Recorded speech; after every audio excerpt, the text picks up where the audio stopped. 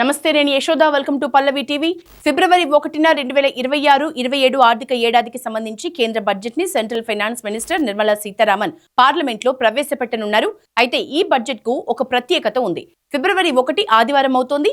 సాధారణంగా ఆదివారం stock market కు హాలిడే ఉంటుంది. కానీ 26 ఏళ్ల తర్వాత ఈ సంప్రదాయానికి బ్రేక్ పడబోతోంది.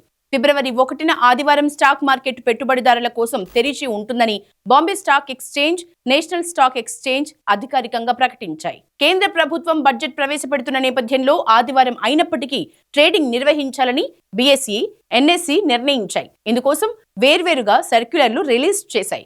బడ్జెట్ రోజున ఎప్పటిలాగే మార్కెట్ లైవ్ ట్రేడింగ్ ఉంటుందని, సాధారణ రోజుల మాదిరిగానే ఉదయం 9:15 నుంచి సాయంత్రం 3:30 వరకు మార్కెట్ ఉంటుందని ఎన్ఎస్ఈ, బీఎస్ఈ తెలిపాయి. ఇది చాలా అరుదైన సంఘటన. ఎందుకంటే పార్లమెంట్ ఆదివారాల్లో చాలా అరుదుగా సమావేశమవుతుంది. చరిత్రను పరిశీలిస్తే చివరిసారిగా ఆదివారం బడ్జెట్ ని సమర్పించింది వాజ్పేయి ప్రభుత్వ హయాంలోనే. 1999 ఫిబ్రవరి 28న కేంద్ర ఆర్థిక మంత్రి యశ్వంత్ సిన్హా ఆదివారం బడ్జెట్ ని ప్రవేశపెట్టారు. ఆ రోజున ఆయన మరో రికార్డ్ క్రియేట్ చేశారు. అప్పటి వరకు బడ్జెట్ ని సాయంత్రం 5 గంటలకు ప్రవేశపెట్టేవారు.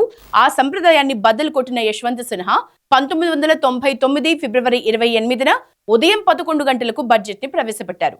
ఇప్పటికీ అదే సంప్రదాయం కొనసాగుతోంది. బడ్జెట్ రోజుల్లో స్టాక్ మార్కెట్ ను తెరిచి ఉంచడం ఒక అలవాటుగా మారింది. బడ్జెట్ లోని ప్రధాన ప్రకటనలకు ఇన్వెస్టర్లు తొందరగా రెస్పాండ్ కావటం, మార్కెట్లో ట్రాన్స్పరెన్సీని కంటిన్యూ చేస్తారని నిర్ధారించడం దీని ముఖ్య ఉద్దేశం.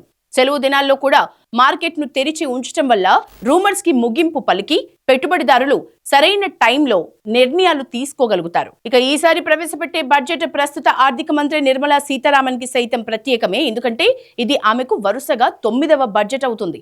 లోక్సభ స్పీకర్ కూడా బడ్జెట్ ని ఉదయం 11 గంటలకు ప్రవేశపెడతారని నిర్ధారించారు. దీని అర్థం బడ్జెట్ ప్రసంగం సమయంలో మార్కెట్లో చాలా అస్థిరతలు ఉండవచ్చు.